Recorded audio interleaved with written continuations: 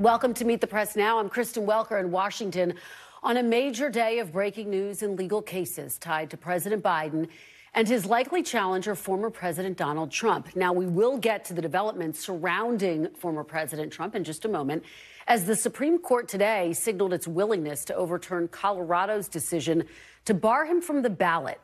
But we begin with that bombshell report for President Biden, whose findings could have major political ramifications for his reelection campaign. This afternoon, Robert Hur, the special counsel investigating President Biden's handling of classified documents, released his final report and recommended no criminal charges against the president. But in it, he says President Biden, quote, willfully retained classified documents after his vice presidency, adding that the president's practices, quote, present serious risks to national security. The report also includes a scathing analysis of Mr. Biden's mental capacity, saying that one of the reasons they declined to bring charges was because, quote, at trial, Mr. Biden would likely present himself to a jury, as he did during our interview of him, as a sympathetic, well-meaning, elderly man with a poor memory. Now, the report goes even further, saying that in his interview with the special counsel, the president struggled to remember key details, including when he was vice president, when his son Beau died.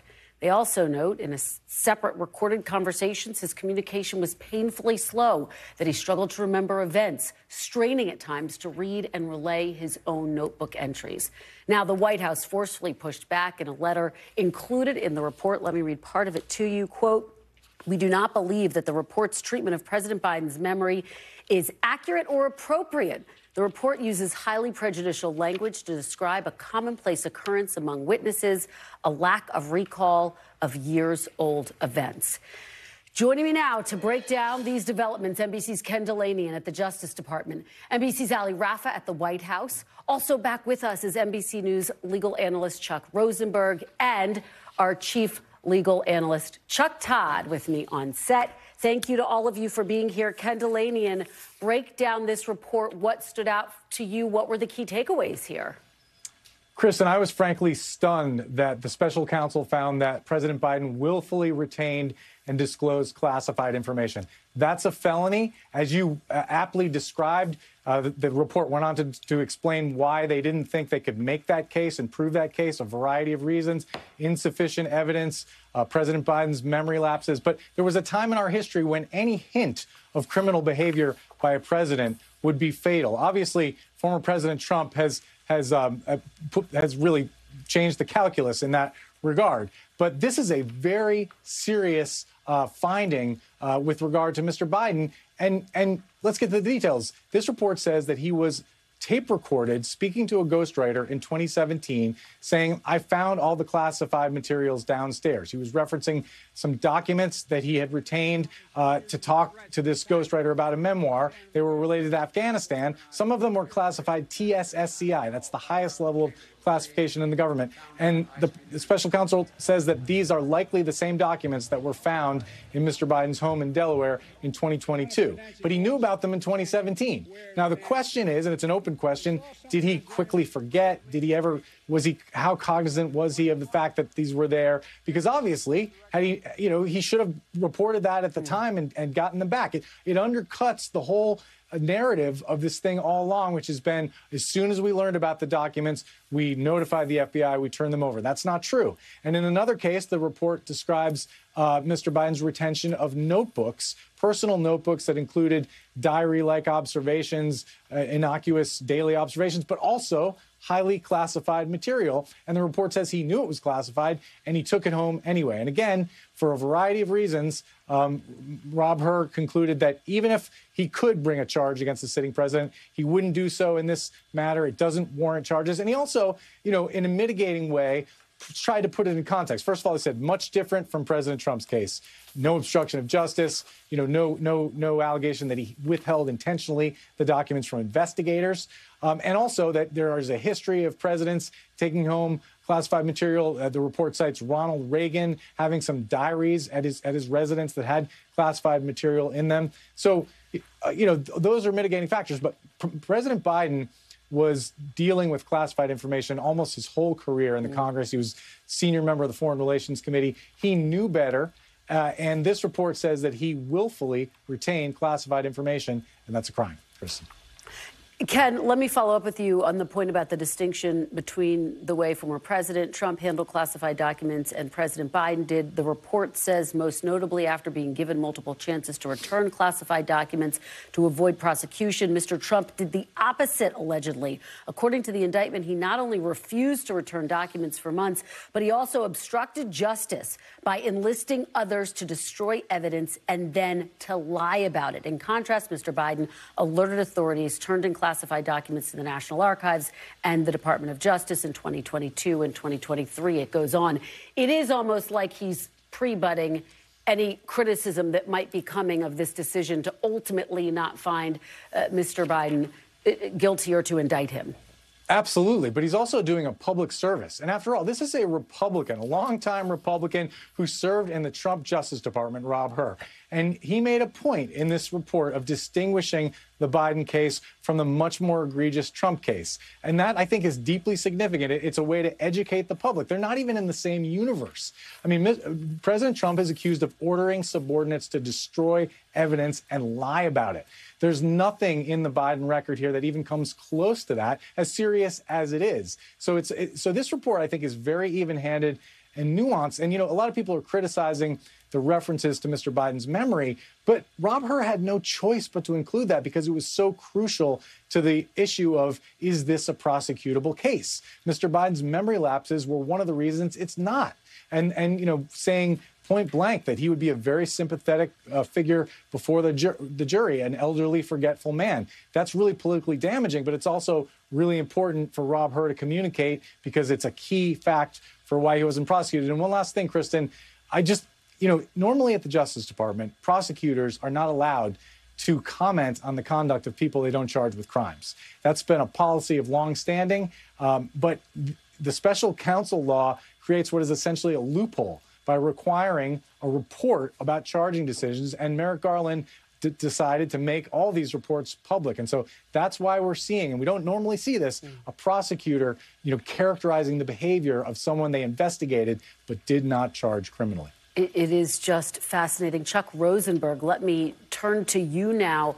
How surprised were you that the special counsel said that, yes, this was willful? How significant is that word? And then to the point that Ken Delanian is making, ultimately said, we're not going to indict him because we don't think that he would effectively be found guilty by a jury. Yeah, so willful has a lot of import, Kristen, in my old world, right, where you have to prove intent, where you have to prove willfulness.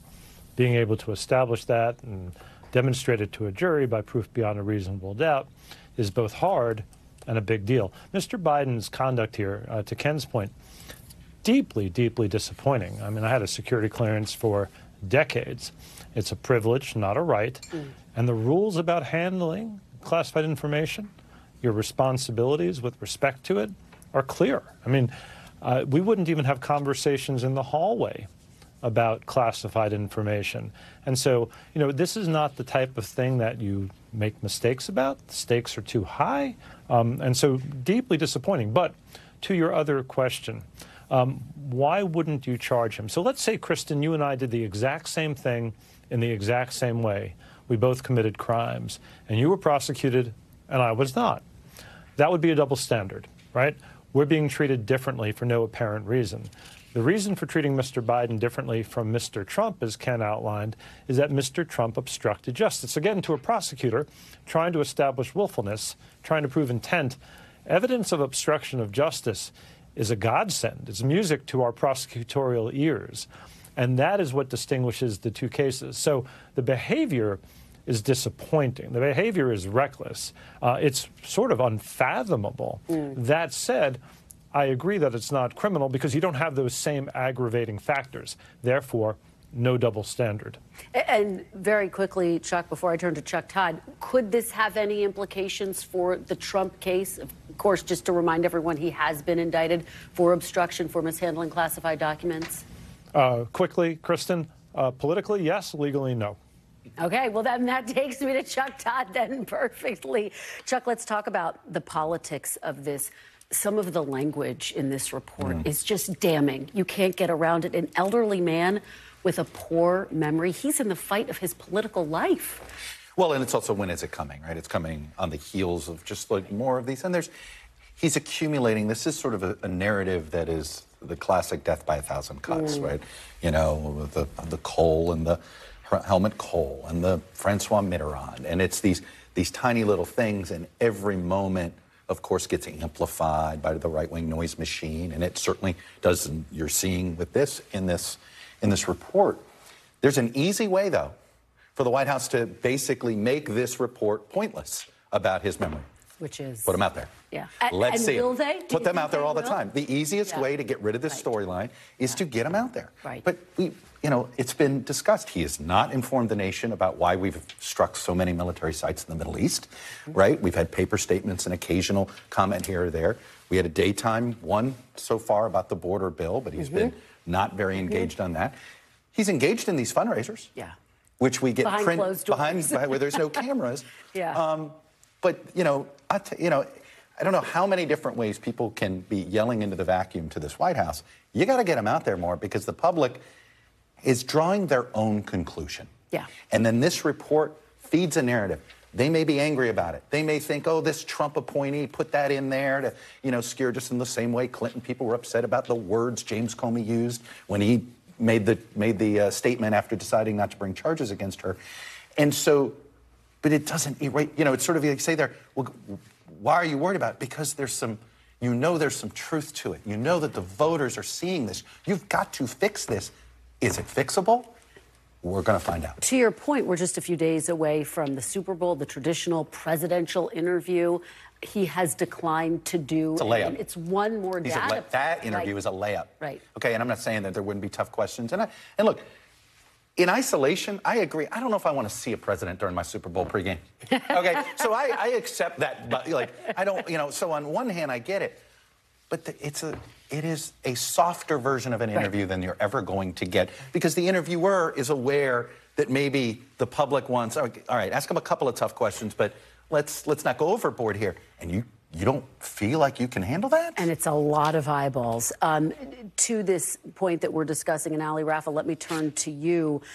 About Republicans seizing on the narrative. They will argue that this is a double standard. I want to read the statement by former President Trump. He says, this has now proven to be a two-tiered system of justice and unconstitutional selective prosecution. The Biden documents case is 100 times different and more severe than mine. I did nothing wrong. And of course, we've laid out all of the reasons why their cases are very different. I did nothing wrong, and I cooperated far more. What Biden did is outrageously criminal. Again, this is a quote by former President Trump. Ali Rafa, pick up on where Chuck left off, which is the way to deal with this is to get him out there, to get him in front of people, to control the narrative. Based on your conversations with your sources, do you have any indication that they are going to change strategy and make him more available for interviews, for press conferences?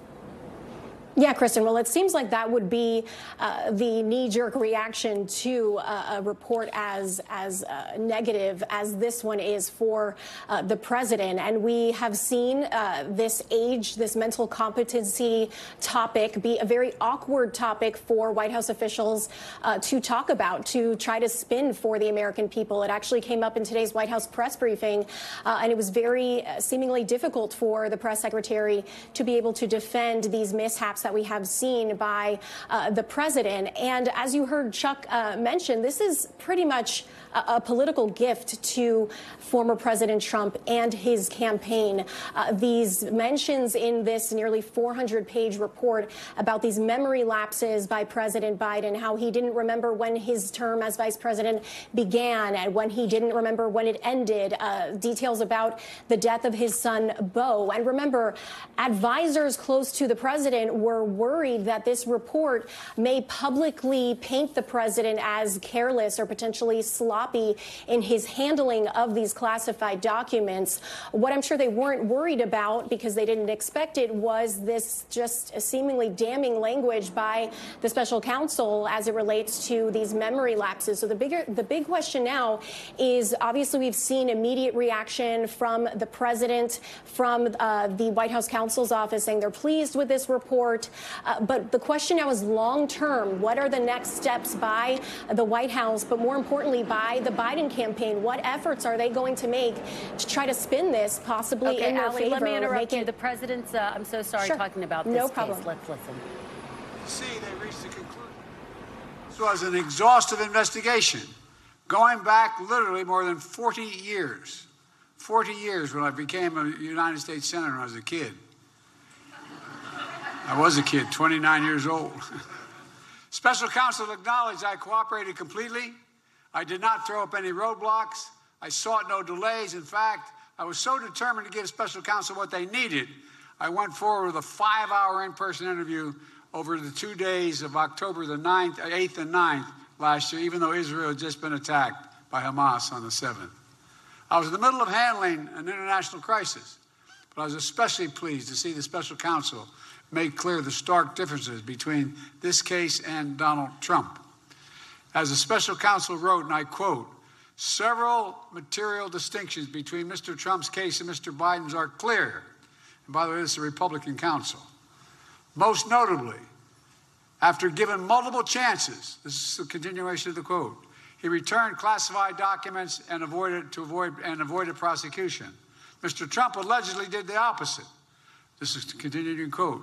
According to the indictment, he has not only refused to return documents for many months, he also obstructed justice by enlisting others to destroy evidence and then lie about it. In contrast, Mr. Biden turned in classified documents to the National Archives, the Department of Justice, consented to a search of multiple locations, including his homes, and sat for a voluntary interview, and in other ways cooperated with the investigation. That's the distinction, among others. Bottom line is the special counsel in my case decided against moving forward with any charges, and this matter is now closed. I'll continue to do what I've always done, stay focused on my job, like you do, of my job of being president. That means going to work with all of you every single day I can. Thank you for being great partners. Just this week, House Democrats showed how united you are. You defeated Mayorkas' impeachment resolution. And we were just listening to President Biden reacting to the special counsel's decision not to indict him for his handling of classified documents and stressing he cooperated completely with the investigation. Also saying, Ali Rafa, that he spoke to investigators just as he was dealing with, of course, the horrific attack from October 7th by Hamas against Israel, effectively trying to answer, you could argue, some of the questions about his memory lapses, which are laid out in this report. But I interrupted you because we had to listen to President Biden. Please continue what you were saying and your reaction to what we just heard from the president.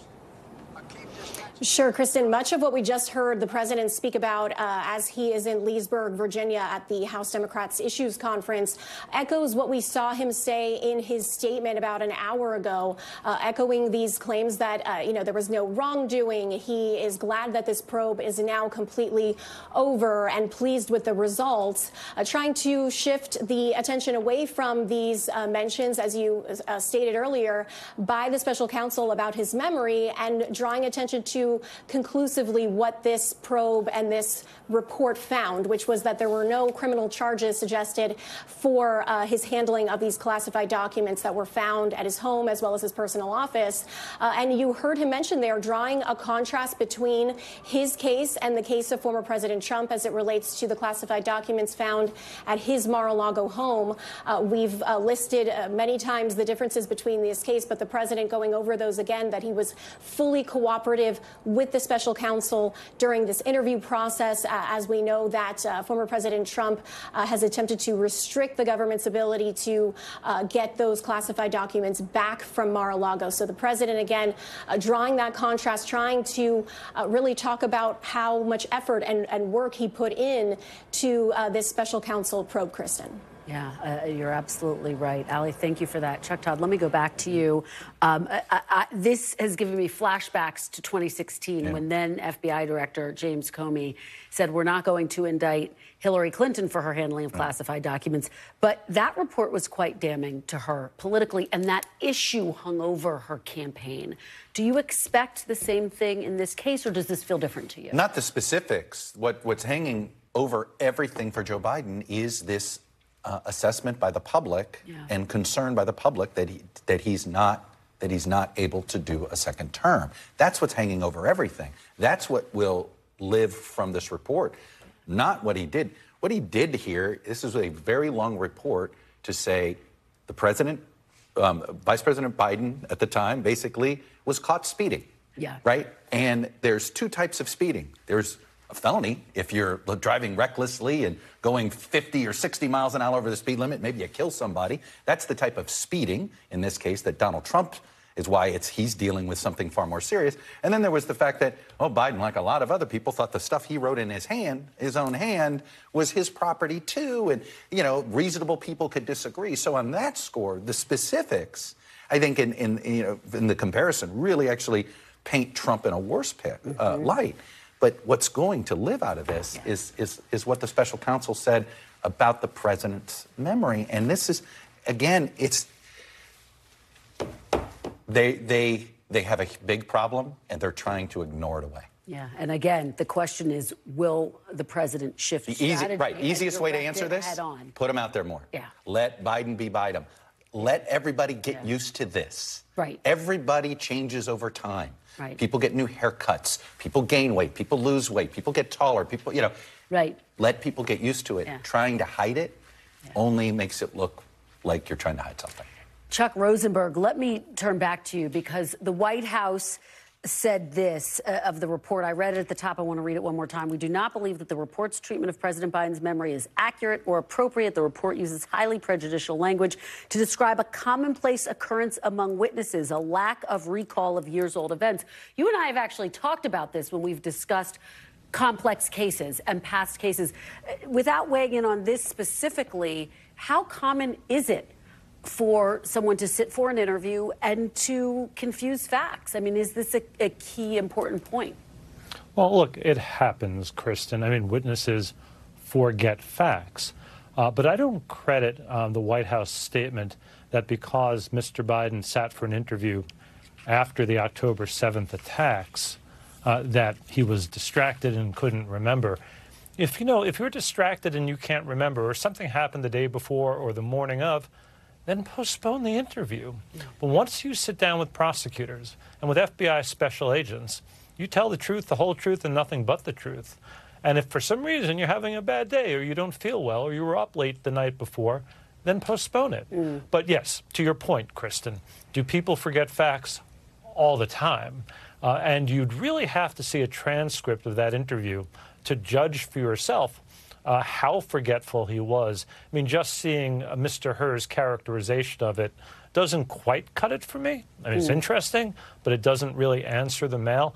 I would want to see a transcript. All right. Well, that is fascinating perspective. Ken Delaney, and let me give you the final word. Take us inside what your sources are saying. To what extent has this renewed discussion about being more vigilant about how our elected officials handle classified documents and classified materials? Well, that's really the takeaway from all of these various cases. And let's not forget that Mike Pence also had a classified documents problem. And it's interesting when you think about the two situations. Mike Pence did not have a special counsel appointed in his case. And so we didn't hear anything about how the classified documents got to his home. All we knew is that a prosecutor looked at it and found no crime had been committed. That is the benefit of not having a special counsel. None of this dirty laundry gets aired in public to the extent it was. It may not have been. But if there was anything unflattering in the Mike Pence situation, we don't have any idea about it. In the case of a special counsel, it all gets made public. But you're absolutely right, Kristen. What this underscores is a long-standing problem with overclassification, with a failure to account for classified information, with senior officials who view this as their own documents and feel like they can take it anywhere, take it home, take it out of briefing rooms, where people like Chuck Rosenberg were absolutely meticulous and scrupulous about how they handled classified information. people who are vice president and president don't seem to adhere to the same standard, Kristen. We would expect nothing less of our Chuck Rosenberg, and nothing less than the fantastic analysis and reporting by all of you. Thank you, Ken, Allie, Chuck Rosenberg, and Chuck Todd. Really appreciate you getting us started on this breaking news today.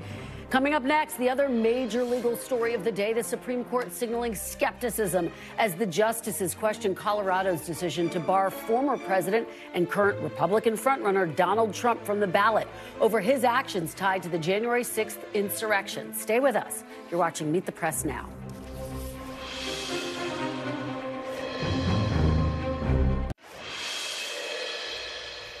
Welcome back. Now to the other major story we're following. The Supreme Court today heard arguments in a case to determine if Donald Trump's actions around the January 6th insurrection should bar him from the presidential ballot. Now, in today's hearing, nearly every justice signaled their skepticism over Colorado's Supreme Court's ruling to remove the former president from the state's Republican primary ballot. That ruling was based on a determination that the former president's actions on and around January 6th amounted to an insurrection and violated the 14th Amendment, which bars an officer of the United States from holding office if they've engaged in an insurrection or rebellion. Now, two of the justices, Trump himself appointed, Amy Coney Barrett and Brett Kavanaugh, questioned the validity of calling Mr. Trump's actions an insurrection. Take a listen. If we review the facts essentially de novo, you want us all to just watch the video of the ellipse and then make a decision without any deference to or guidance from lower court fact-finding? That's unusual. If the concern you have, which I understand, is that insurrectionists should not be able to hold federal office, there is a tool to ensure that that does not happen, namely federal prosecution of insurrectionists. And if convicted, Congress made clear you are automatically barred from holding a federal office. But it wasn't just the Trump-appointed judges voicing skepticism. Justice Elena Kagan, an Obama appointee, expressed concerns that a ruling in one state could potentially decide a national election. I think that the question that you have to confront is why a single state should decide who gets to be president of the United States. In other words, this question of whether a former president is disqualified for insurrection to be president again is, just say it. It sounds awfully national to me. And Chief Justice John Roberts signaled his discomfort with the potential political fallout of removing one party's frontrunner from the ballot, echoing Trump's warning of chaos and bedlam. If Colorado's position is upheld, surely there will be disqualification proceedings on the other side, and some of those will succeed. Some of them will have different standards of proof. Some of them will have different rules about evidence. In very quick order, I would expect, although my predictions have never been correct, I would expect that a goodly number of states will say, whoever the Democratic candidate is, you're off the ballot, and others, for the Republican candidate, you're off the ballot. And it'll come down to just a handful of states that are going to decide the presidential election. That's a pretty daunting consequence. Well, we have got another incredible team covering all of the angles of today's historic arguments. Joining me now from the Supreme Court is NBC News Washington correspondent Yamiche Alcindor. On set with me is NBC's Garrett Haake, who's covering the Trump campaign, and Ben Ginsberg, who served as national counsel for multiple Republican presidential campaigns, including during the contested 2000 election, which I remember well. I think I booked you for NBC News at the time. Thank you for being here. Ben, before I get to you, I do want to get to Yamiche, who's out in front of the Supreme Court. Yamiche, what were your takeaways today? And skepticism seems to be the word of the day, frankly, from all of the justices.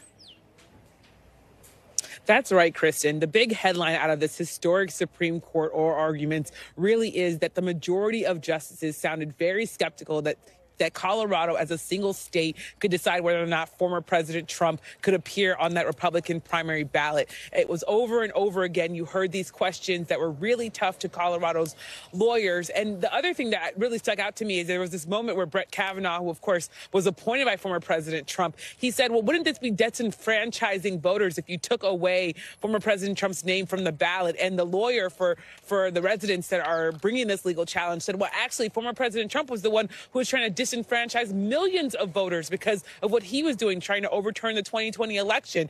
The other thing that was really interesting here is that they spent a lot of time on the details of Section 3 of the Constitution of the 14th Amendment, talking specifically about whether or not an officer of the United States and whether or not that's something that President Trump could be tied to. It wasn't until an hour into this that you heard the word insurrection and you really started getting into whether or not January 6th could possibly have been an insurrection, with a number of the justices saying possibly this could have been an insurrection, but that doesn't mean that Donald Trump, by one single state in Colorado, could be taken off the ballot. So very interesting that they were talking a lot about the impact of this. One other thing, when you played that sound of Chief Justice Roberts talking about, well, what if red and blue states just decide to take people's names off? A big consequence of this could be not only for Donald Trump, but there have already been some conservative officials in red states who say if Donald Trump loses this case, they will move to have President Biden's name removed from ballots. So you already see that sort of happening, Kristen. Yeah, to your point, and I know this is one of the things you've been drilling down on, what could the implications be for President Biden, for other candidates? Yamiche, fantastic reporting from the Supreme Court. Thank you so much for that. Garrett, let me turn to you. We heard from former President Trump. He liked what he heard at the Supreme Court today. He struck a very defiant tone. What are you hearing from inside the campaign? Yeah, the Trump team's thrilled with how things went today. They think they will get a very powerful ruling in their favor, an 8-1 or a 9-0 ruling eventually. And for Trump, you cannot separate the political from the legal, right? He looks at this through a political lens. I want to play some of what he had to say today about this hearing and the results and why he thinks he's in this position at all. Listen.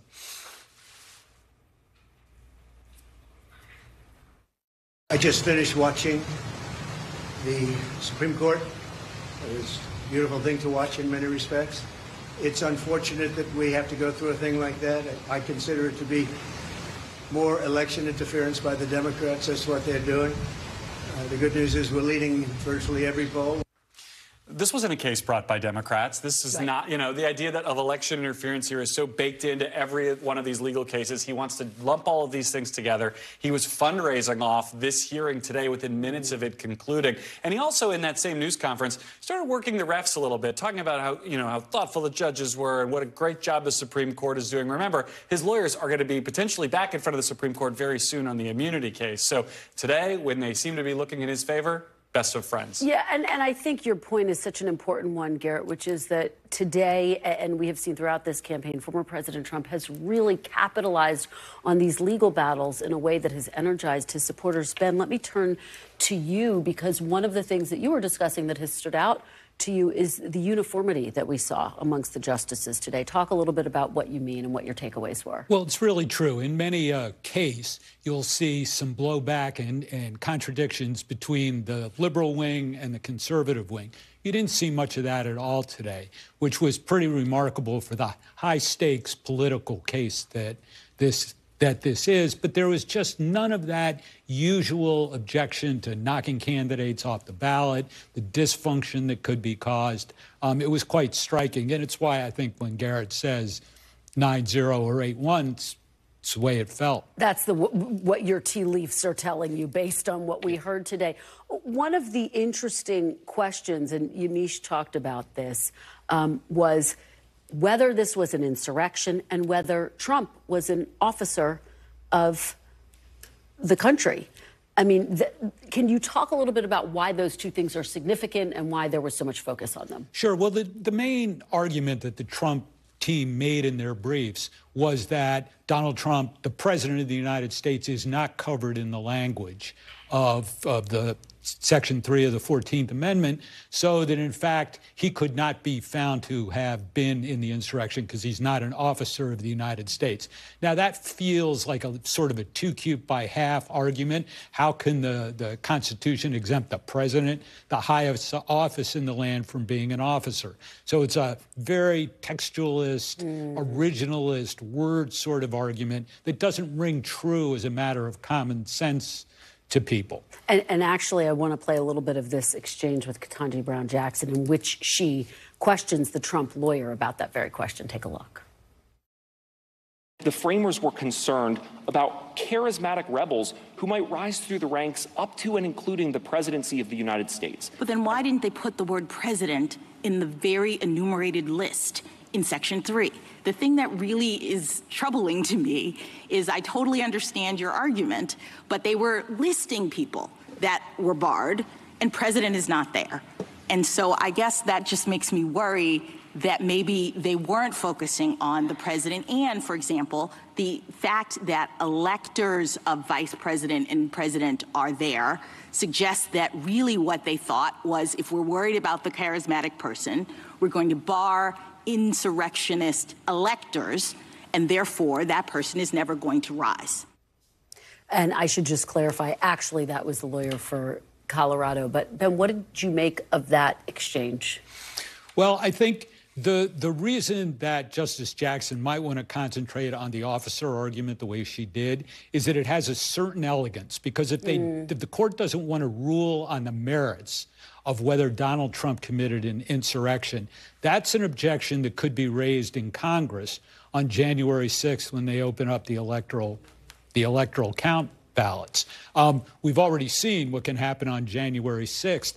However, if the court were to rule that Donald Trump is not an officer of the United States, then insurrection, 14th Amendment, Section 3, couldn't apply to him, and that is not a well-founded objection to his election. And Garrett, take us inside what you are watching for as the Trump campaign, as the former president awaits this final ruling strategically.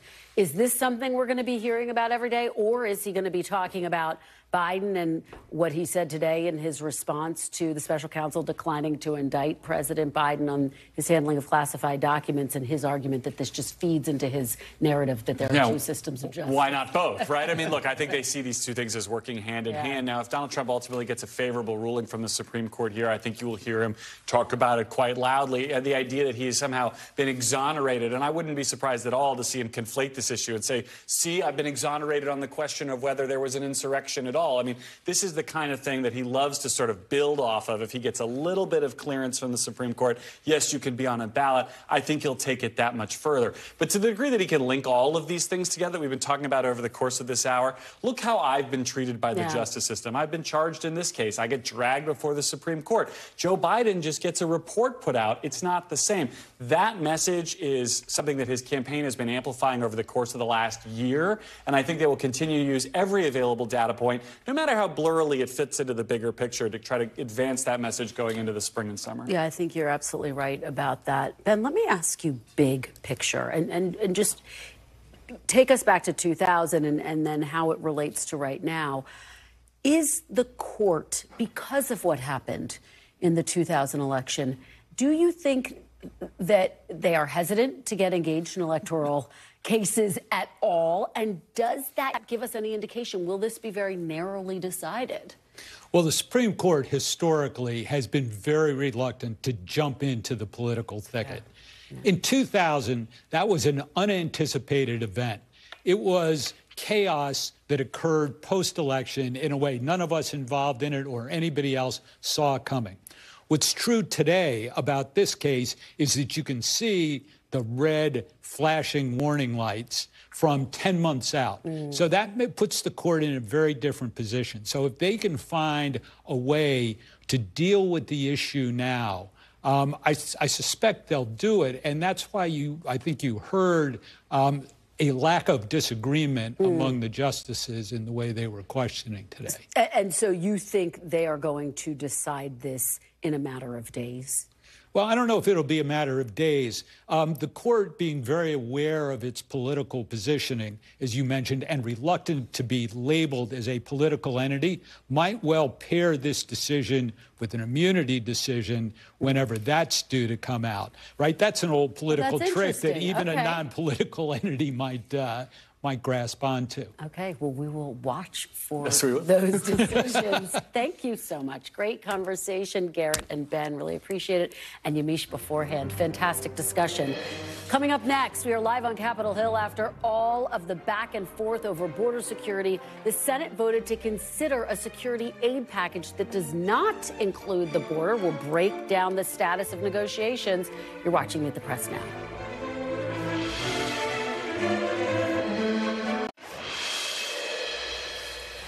Welcome back. After months of debate and negotiations on border reform demanded by Republicans in exchange for a foreign aid bill for Ukraine and Israel, the Senate just advanced a foreign aid bill without any border provisions in a 67-32 vote. It comes after the bipartisan border deal collapsed under the weight of opposition from House Republicans and former President Donald Trump. But even with the key procedural hurdle cleared, the borderless bill still faces days, if not weeks, before a final vote. Joining me now to break down what comes next is NBC News senior national political reporter Sahil Kapoor. So, Sahil, let's just discuss where we are right now. This is a bill that no longer has the provisions to help secure the border in it, right? What Republicans have said they wanted. So it includes aid to Israel, aid to Ukraine, aid to Taiwan. What are the next steps towards getting this to President Biden's desk? Well, Kristen, it's got a long way to go. This bill just cleared its first hurdle in the Senate, the 67-32 vote, as you mentioned. The next step is Republicans are trying to figure out what amendments they want as part of this process in order to pass that 60-vote threshold on the back end to end debate and move to a final vote. Once they figured that out, this could go one of two ways. Either the Senate gets unanimous consent to hold all those votes on amendments quickly and then do final passage right after that, or they're going to have to jump through all these hoops and drag it out, and that vote would happen Tuesday or Wednesday. It's looking like the latter option because Senator Rand Paul has insisted he's going to block he's going to use every tool he has to block this and not grant consent. So it's likely to be just a matter of time. The other possibility is that if Republicans don't come to an agreement amongst themselves on which amendments to offer, or if Democrats don't accept that, then this process could still collapse. So there's still a ways to go before this gets to the Senate. But between yesterday and today, this is looking good. The prospects of this getting through at least the Senate. Chuck Schumer was on the floor earlier today saying that it's a good first step, that the bill is essential for U.S. national security, and that only Putin and Xi would be happy if it didn't pass. We'll see if that pressure works. Let's talk about the House. Speaker Johnson has said that he wants to see individual bills passed. Talk about what that would look like, and could that complicate getting this broader aid package through the House? It absolutely could. The House has been the single biggest hurdle to passing this national security and foreign aid supplemental throughout, and that continues to be the case. Now, Speaker Johnson has not explicitly ruled out supporting or allowing a vote on what the Senate does, because he said he's going to wait to see what the Senate passes before definitively making that conclusion. But he did say he wants to tackle these things individually. The House has struggled to pass a standalone Israel aid bill, and he is not allowed a vote at all on Ukraine aid bill. In fact, some of his hardliners say they will motion to overthrow him and force a vote to oust him if he allows Ukraine aid to come up in any form or fashion. So the Speaker is facing a lot of pressure not to allow the Senate package to get a vote in the House. And I just spoke a few moments ago to Senator Lindsey Graham, the South Carolina Republican, who said even if the Senate passes the foreign aid package, it's going nowhere in the House. His solution include border security measures in it. So we're stuck in this endless doom loop, Kristen, because this is exactly what Republicans demanded at the outset. Democrats agreed, they caved and said, okay, we'll strike a deal with your designated negotiator. Then Republicans said it's not good enough, and now they're back to saying maybe add border security on the front end. So it's hard to know how this resolves. Yeah. It's an endless cycle, that's for sure. Look, let's talk about the politics of this, because obviously Democrats wanted what they think would have been a political gift to President Biden if he'd gotten a deal on the border.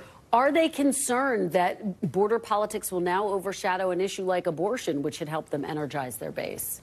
Yes, to a point. I mean, Democrats have a major advantage on the issue of abortion, obviously, and Republicans have a major advantage on the issue of immigration. And it's hard to make voters not think of these things when they are top-of-mind issues for voters. That shows up in our polls. It shows up in every poll. So obviously, Republicans want to focus on immigration. Democrats want to focus on something like abortion. What's different about this debate and what we've seen lately in the Senate, Kristen, is that Democrats finally feel like they have an argument to make on the border security front. They've been very squeamish about this issue for a long time now as the polls have turned against them. They finally feel like they can make the point that they were willing to compromise, that they struck a deal with Republicans, and that Republicans torched that deal, in their view, because Donald Trump told them to, because he wants to keep the border chaos going to run on it as an election issue. Is it going to mitigate the problem for Democrats? No, of course not. But it could help them finally talk about this issue. All right. Sahil, thank you. It's always so great to see you. Appreciate your great reporting. After the break, D.C. discord and amped up partisanship. We're digging deeper into the state of America's polarized politics and what it all means for an election year. The panel's next. You're watching Meet the Press now.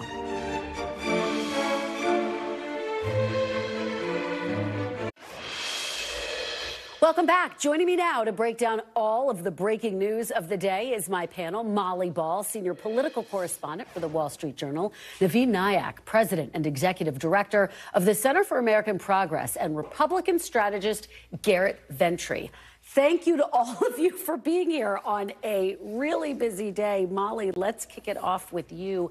Let's talk about the special counsel's findings, basically saying we're not going to indict President Biden for his handling of classified documents, but that he willfully mishandled them, and also saying that there were some significant memory lapses here. They call him an elderly man with a poor memory.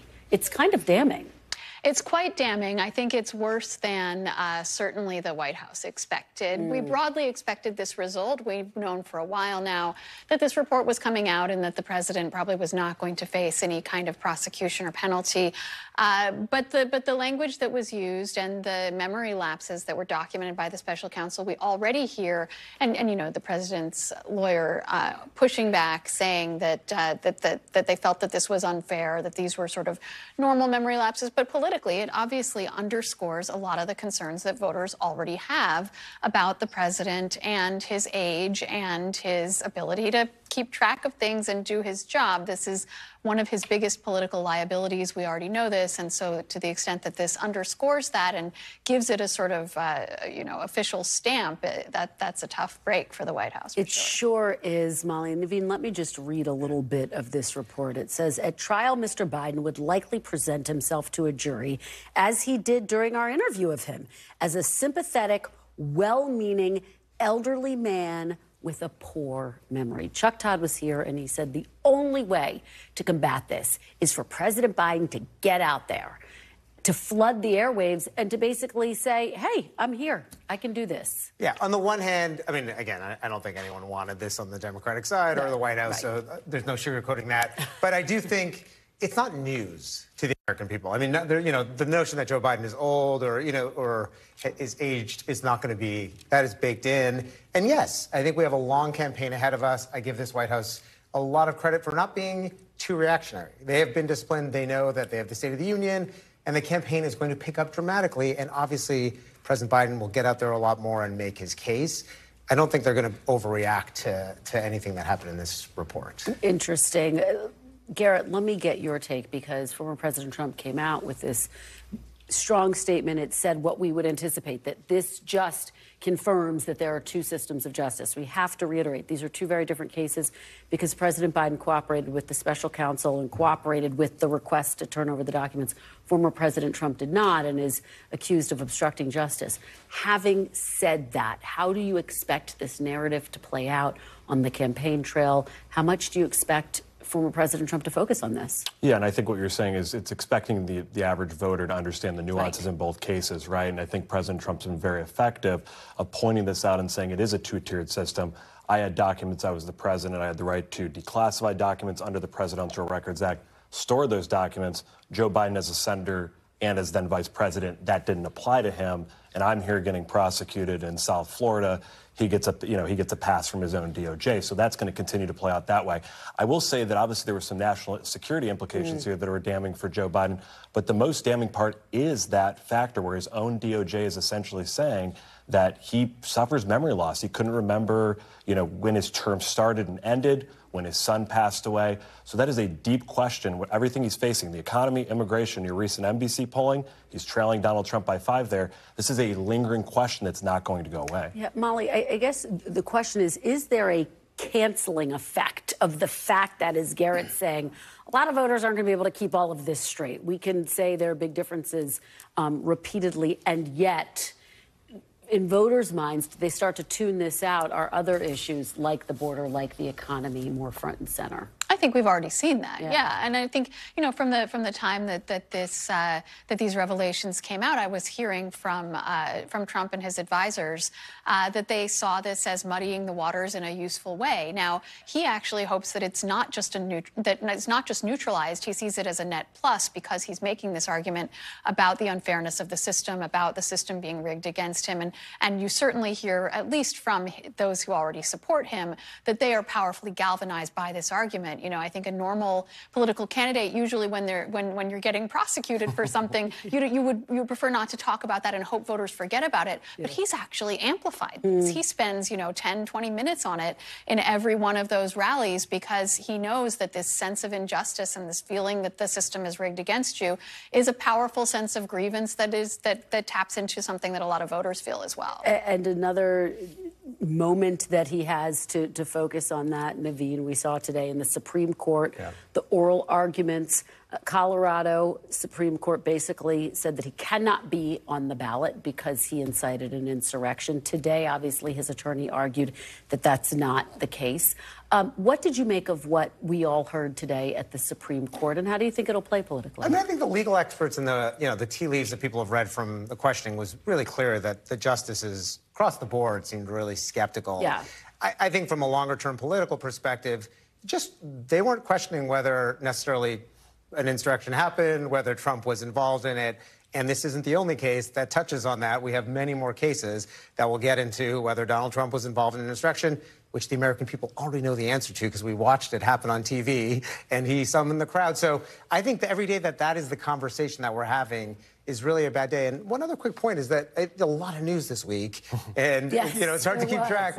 I would bet that when we step back a few months from now, one of the most damning things was Republicans and Trump killing an immigration security, a border security bill, right? Because it speaks to a core thing, which is they don't care about actually solving problems. They just want to rule. They don't actually want to govern. Garrett, what's your response to that and the fact that this bill that Republicans had said they wanted border security measures to be in any funding bill for Ukraine and Israel, they wound up killing the bill?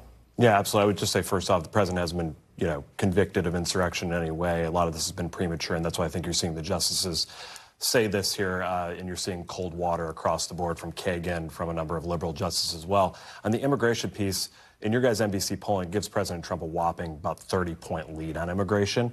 I do think that voters just trust him more on this issue. And when you're talking about $74 billion going to foreign wars in foreign countries, $20 billion going towards border security, it's hard to convince the American people that that is a border security bill when all that money is going to other governments and not our own. Yeah, and Molly, we were just talking to Sahil about what comes next. The Senate's trying to advance this bill that does not include provisions on the border, just aid to Israel and Ukraine. Do you think it gets to President Biden's desk? I think that's a really big question right now because we've seen the House be not very receptive and also not very functional, right? I mean, even if the House Republican caucus were thoroughly united and had every intention of passing this, it's not clear they could because there's a lot of things that they're relatively united on and still can't get through. And we've seen some real questions about leadership in the House and their ability to just do anything. All right. Great conversation, guys, on a very busy day. Thank you so much, Molly, Naveen, and Garrett. Really appreciate it. I am back tomorrow with more Meet the Press Now. The news continues with Hallie Jackson. Thanks for watching. Stay updated about breaking news and top stories on the NBC News app or follow us on social media.